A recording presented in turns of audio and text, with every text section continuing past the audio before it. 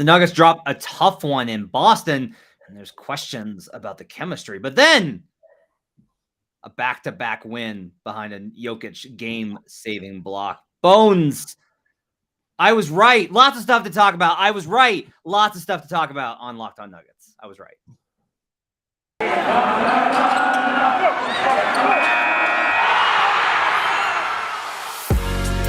You are Locked On Nuggets, your daily Denver Nuggets podcast. Part of the Locked On Podcast Network, your team every day. Welcome to Locked On Nuggets, your daily Denver Nuggets podcast, part of the Locked On Network, your team every day. Thanks for making us part of your weekend, making us your first listen each and every day. We're free and available on all platforms. Coming to you on Saturday night, weekend edition of the show. People already filling up the comment section on YouTube. If you want to support the show, I will implore you, there is no better way to support the show than going to YouTube, hitting that subscribe button, hitting that like button, turn on notifications, join the show. It's a lot of fun. It's a lot of fun. Look at the comments here. They're already giving you your flowers, as the kids say. Give it to me. So Nuggets drop the game versus Boston, get the win versus Toronto. I don't remember who said that would happen. Which one do you want to start with? Should we start with the bad? Like, it feels like. So here's my thing, man. Here's my thing. I honestly think these two games they can be told as one story, because I feel like they are one story. They are a game and a sequel. They are a question and answer. So what was the question that the Celtics game posed? Well, so the big story in the Celtics game was, of course, that Bones Highland gets the start. Monte Morris is out with a concussion. He's out for both games with the concussion. Hopefully he's back on Monday. Bones Highland gets the start. And in the first game, he did not get the finish. A lot of other things happened. It shouldn't be reduced down to something that simple. You could also say that in the first game, DeMarcus Cousins did not play. JaMychal Green and Zeke Naji were your front court.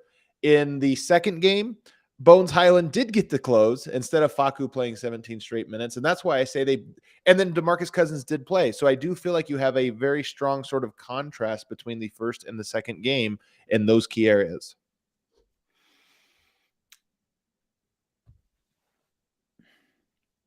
When we look at this set of games, I think it's interesting that and Malone kind of talked about how he's got to trust Bones. I think that's still a battle for him, just with him being a rookie. What do you've been kind of an advocate for trusting Bones and Zeke.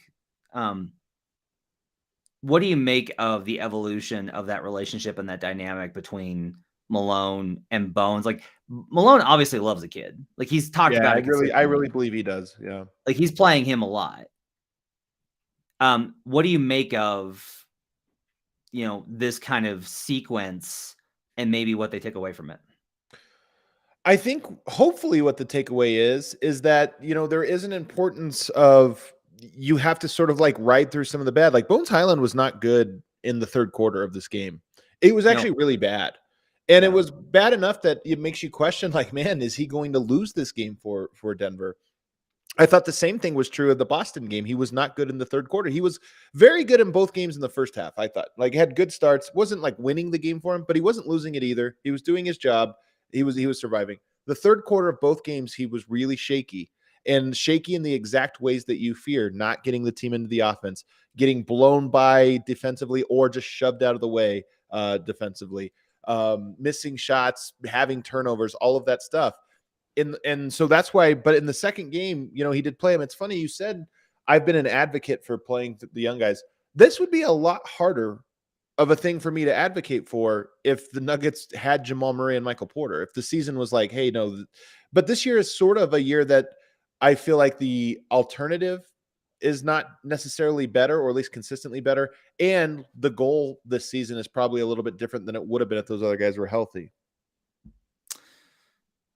Yeah, that's well said. I think the opportunity is there, but it also, it's just like it's not good that they need a rookie, but they need a rookie. Yeah, everyone. There's always somebody that comments on your wardrobe. And it's worse on the DMVR show. Like, I swear to God, I've never been criticized so heavily for how I dress. It's like Somebody always makes a joke that I go to Dress Barn, which I don't even know what it is, but it sounds hilarious.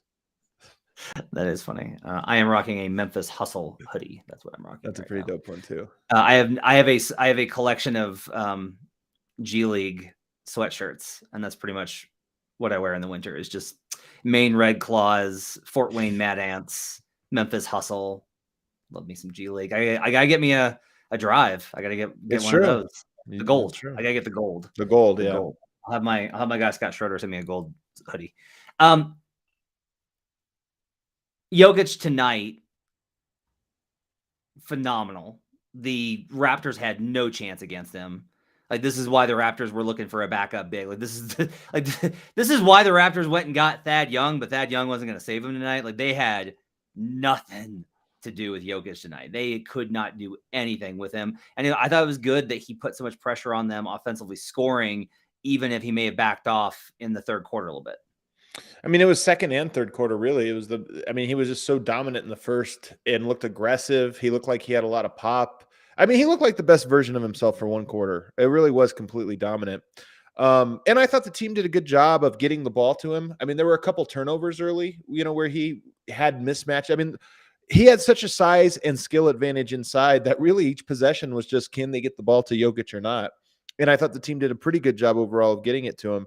In the second and third, he just completely took his foot off the gas, and I think it's worth at least asking if, or wondering. I know Jokic sort of shut this down, but wondering if he's not really past due. I mean, for a break, we laud him, and it's so awesome that he's the only superstar that seems to take playing every night as like a badge of honor. But I am a little concerned that he's a little worn down. I mean, he admitted it last night. He was annoyed at the question, but he admitted that he was tired. Like, it's a thing. I want to talk about that in the second segment because I want to get into the stuff with him and Will. Speaking of, I thought, like, last night, Will Barton, definitely one of the not the greatest of all times, but the GOATs of the game in terms of not playing well. Right. Comes up, didn't play great tonight, but had that huge shot at the end. Just a monster bucket. Jeff Green. Equally important, though, about Barton is he didn't have a great game tonight, but he also didn't have a bad game, like loud bad thing. Like, he was kind of passive in this game, and I think it might have actually been good for Denver that he was. Yeah, I think, and especially with the defense and how much length the Raptors bring to the table, I think that's tough. Like, that's part of what was honestly kind of impressive about Bones and having the confidence is this is a really good defensive team. Like, this is a great defensive team. And in the fourth quarter, like, I was like, oh God, Bones is up against the Raptors in crunch time. Oh no. And they made it hard for him. They did a great job. Like, this wasn't the Raptors screwed up defensively. They were full court pressuring him. They were trapping him. They were getting physical with him. And he just handled it really, really well, at least this one time. Facu, I thought had a good game tonight. Thought he was good tonight. Yeah. I'm not going to blame him for last night because I don't know why we do this 17 minutes straight thing. I don't know. Yeah, because I actually thought he had a good stint all the way for like the first 8 minutes of his stint, but then it turned into 12, then it turned into 15, then it turned into 17. You're like, you also can't.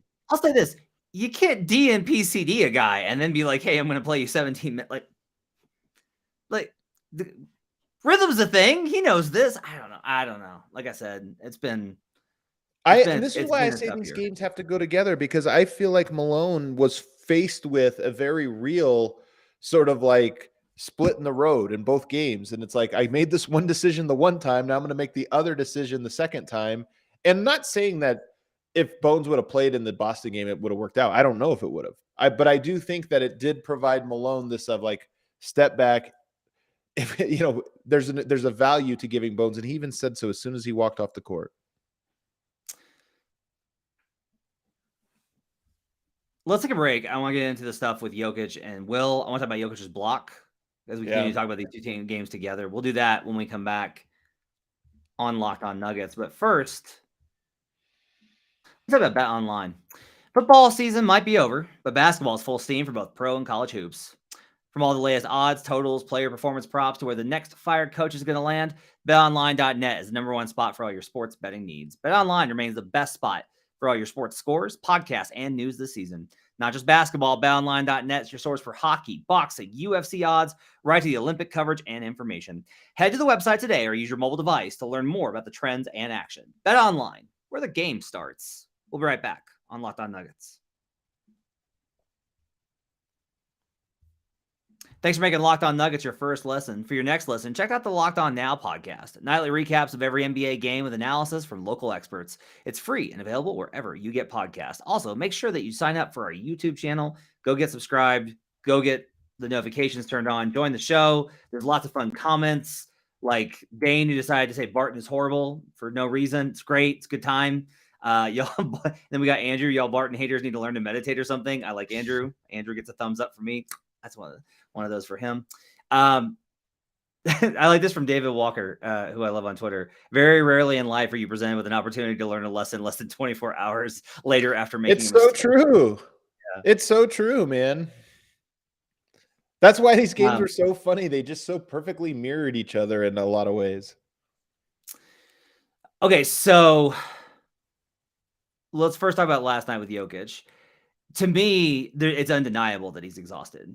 Like, he just needs the break. Because everybody was, it was notable that he took shots at will. He never does that. I don't recall a single time when he has openly criticized a teammate. And I don't know if he was criticizing.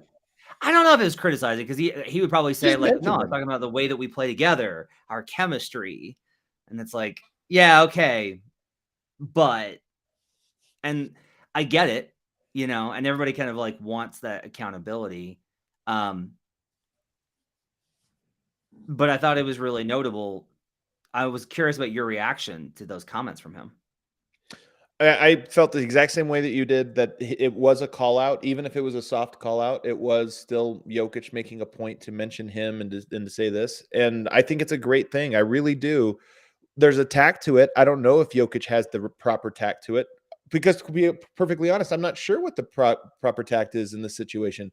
I just know that good teams have to be able to call each other out, and especially superstar players who carry as much of the workload and who need the supporting cast to be on the same page with him. He needs to be able to call guys out. So but in the media, what's that? But in the media, I mean, because that's my thing, is like, here's my problem. He's the guy. Yeah. He makes the money. Like, Will makes a good amount of money, don't be wrong. Jokic is the max. Jokic is the franchise. And so I don't mind him calling him out in the locker room. But he didn't, like, again, talked about chemistry. I get it.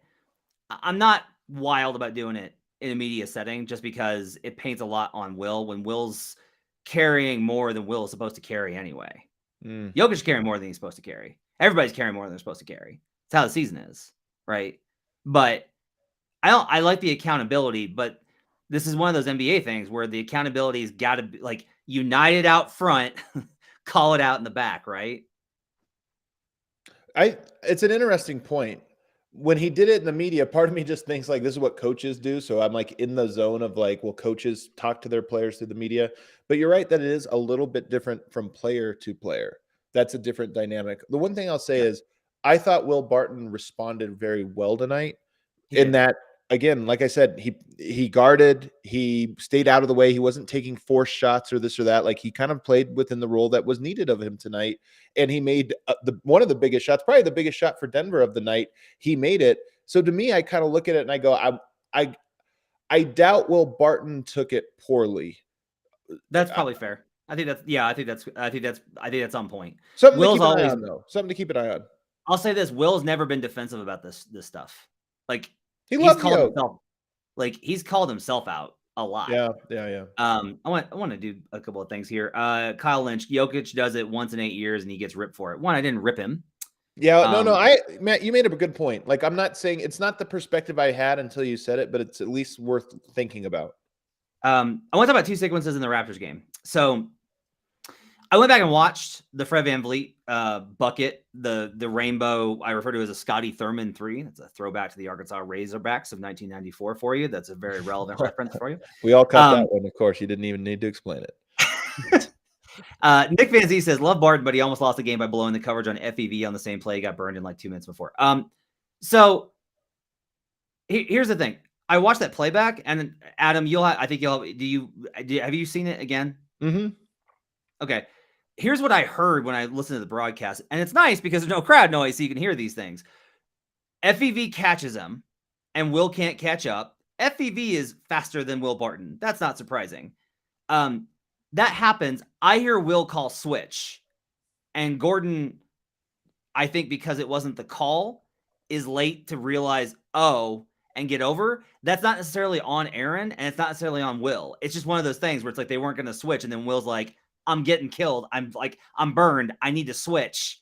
And I need the help, and they just didn't get the communication. Like, that's entirely different than Will blew it. If you're asking, like, well, why didn't Will Barton keep up with Fred VanVleet?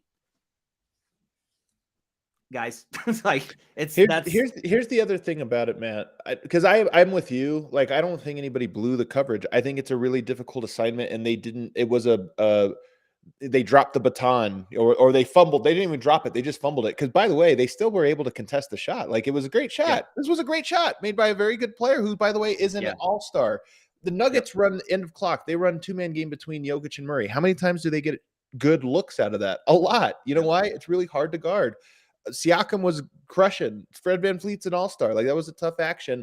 And yes, they did not do an A+ job on that specific play, but I would not categorize that as blown coverage. And then on the second one, I get that there's like, and he was definitely wide open, but he missed. So it's like Fred VanVleet was like, they missed it. And then Jokic makes just an absurd weak side block. That's the best block of the year. The ones that he's had. Do what? This is the best. This is now, I believe, the fourth of his career, third of the season, but fourth of his career game-saving block. And I think that this one was by far the most impressive because he covered a lot of ground. Like, he was this is going to sound crazy. It was a very athletic play. It was. It really was. Really fast, covered a ton of ground, and perfectly timed and reached out to get it. Yoke played, and it's very typical. Yoke played with more energy tonight. He really did. He ran the floor. Typical. Well, like, I'll disagree. The second and third quarter today, Yoke looked exactly. I mean, he was very low energy, and I think by design. I honestly think it was like he knew what he had. He gave a great first quarter, stood around the perimeter. I don't think. How many shots did he take in the second? I think he took 2 threes, and that was it. In the third quarter, I think that was the only shots he took. But in the fourth quarter, he stepped up again, was aggressive, and then, of course, made that play. My biggest concern at this point in the season, honestly, I think they're going to get both guys back. I think they're going to be really dangerous. My concern really is that they're just not going to, like, they're going to be on empty. This All-Star break needs to be 3 weeks for Jokic. It's so true. And first of all, it is pretty long. So they play Wednesday next week. Some teams play Thursday, but they play Wednesday as their last game. So they will have Thursday, Friday, Saturday, Sunday, Monday, Tuesday, Wednesday off. That's a full week plus a day. And I'm guessing Jokic, I mean, this All-Star weekend, the exhausting part's not the game. It's all the things you have to do. Like, that's not going to be a break for Jokic because he's just going to have to make appearances everywhere and do this or that. Yeah. So it's not he will be mentally exhausted through that, but I imagine the Nuggets probably will give him Monday, Tuesday, and Wednesday off. That's my hunch. They'll practice. They'll get the team back together, but he won't. That seems likely. He may not even be back in town. Like, it wouldn't shock me if he wasn't back in town. Little mini vacation. Yep. Like, how fast can he get back to like, can he get overseas and back in the time? Mentally, the fatigue is real, and I have no idea how much 3 days like that will clear his mind or what have you. But physically, I do think he is 2 games away from a really nice rest. Essentially 8 days off. So let's take a break. We'll come back. We'll wrap up some thoughts on both of these games, and we'll look around the Western Conference. We'll take a look at what's coming up for Denver, and get a sense for how we feel after the road trip, and then the homestand, and then the road trip, and see where we're at with this team as we continue on Locked On Nuggets. But first, time for Built Bar. That's right. It's that time. It's everybody's favorite read. It's time for Built Bar, the best read in the world. You know, this is that time of year that most people have given up on their New Year's resolutions, but not this year. You're going to be able to stick to it if you have some Built Bars ready, because they don't feel like a resolution. You can enjoy them. If you tried the Puffs, if you haven't, you're missing out on one of Built Bar's best tasting bars. They're the first ever protein-infused marshmallow. They're fluffy, they're marshmallowy, they're not just a protein bar, they're a treat, and they're covered in 100% real chocolate. They've got great flavors like yummy, cinnamony, churro. Love churro. Coconut marshmallow, banana cream pie. These are going to be your new favorite. All the Built Bars are covered in 100% real chocolate. Yes, the puffs included. 100% real chocolate. Low calorie, high protein. Replace your candy bars with those because they're better and they're going to have way, way fewer calories. Most Built Bars contain 130 calories, 4 grams of sugar, 4 net carbs, and 17 grams of protein. You got mint brownie, coconut. Everybody knows that's my favorite. Coconut almond. And new for this month, white chocolate cookies and cream. They're all delicious, and new flavors are coming out all the time. If they think a flavor might be good, they make it. It'll be delicious, and it'll be good for you. Make sure to check it out at built.com. We'll be right back on Locked On Nuggets. Thanks for making Locked On Nuggets your first listen each and every day and subscribing to our YouTube channel because it's the best way for you to join the show and get in the comment section and help support the show. Now make your second listen Locked On Bets with your boy Q, an expert analysis from Lee Sterling. Locked On Bets, daily handicapping, expert picks. Check it out.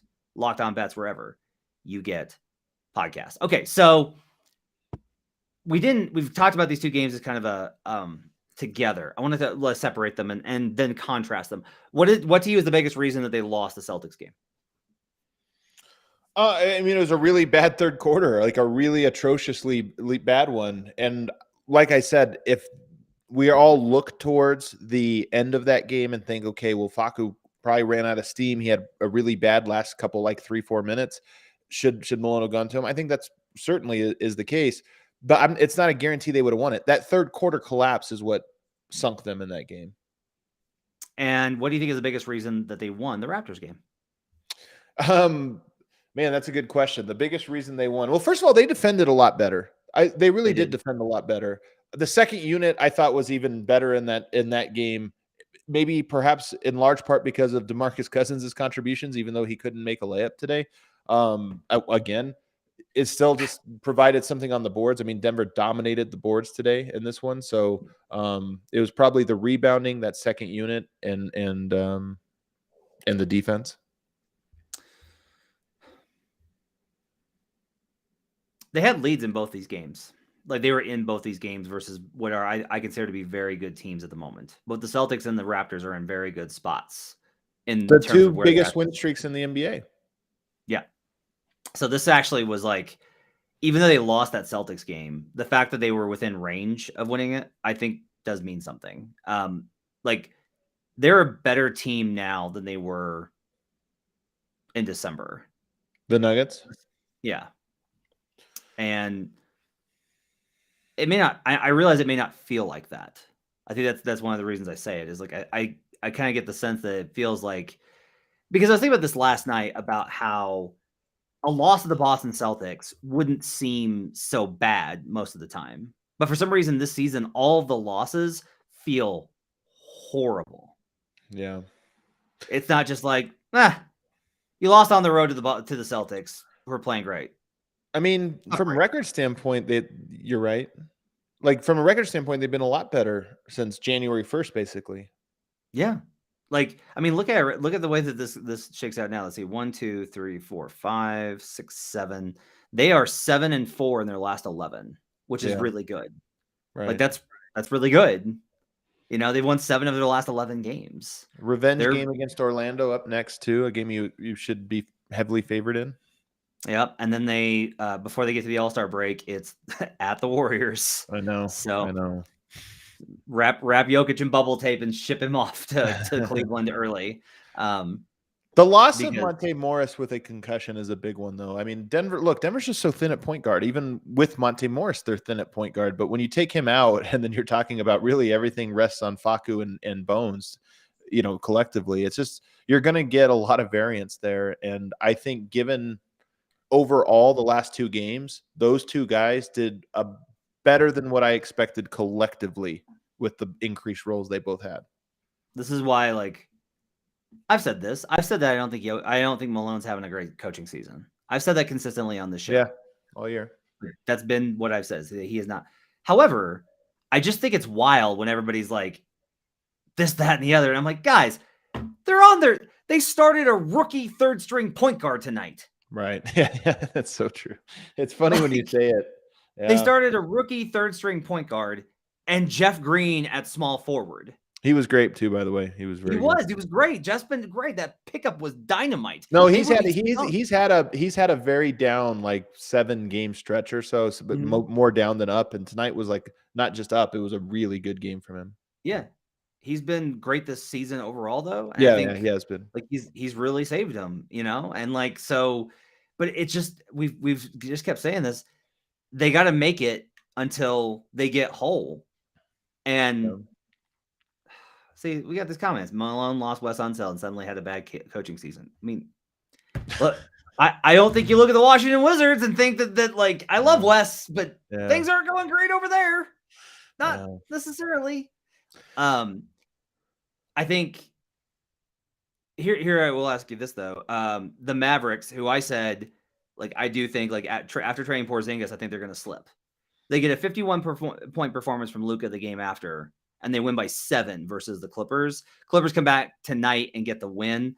So the Mavericks fall to 24 losses. Nuggets now 1 loss behind the Mavericks for the 5 seed. Yeah. Utah is probably, like I said, is going to get it back together. You think? I know. I don't think it's impossible for Denver to catch them, but it would take like Denver's going to have to rattle off one of those stretches that we've seen them make, and I don't know if they have the stamina or the horses for it. It's also 5 games because of the tiebreaker, so they have to beat them. So I do think that probably a top. Now, look, I said this last year, but that was also in January versus now. I do look from my experience watching the playoff race down the stretch. 5 games is probably too much to catch in the final 20 when you're talking about teams that win at a 62% clip. It's not quite 20. It is like 28 or something, but nonetheless, the point still remains. You're talking about having to really, like the record the teams above you have to have for you to catch up 5 games is pretty bad. Like they'd have to have a losing record, basically. Sorry, it's 5 games in 26. That's what we got. 26 games left, and they'd have to catch up 5 over those, which everyone kind of hears that and goes like, that's got to be doable. And it's like, no, it is. 21-5 if they go 16-10. Like that's tough, man. 21-5 is like almost certainly not happening. Let me do it. 82 minus 35, 25. Magic number is 22. Yeah, it's tough. So if Denver goes 15-11, right, the Jazz only have to win 11 more games. Right. That's like how the best way to kind of put this into perspective. Yeah. So, but even then, I don't think they need to because. Look, I think there's upside to catching different teams. Memphis is an interesting one, right? But even then, if you get to a 4-5 versus Utah, are you really going to feel terrible about their chances? I'm not. I'm not going to feel terrible about Denver's chances at all. Yeah, for sure. For sure. Right. Okay, Magic and then the Warriors. Well, hold on. I just want to bring one other quick thing up here now because this was one of the nice things about these last 2 games was that you just got your best sample size of Bones with Jokic.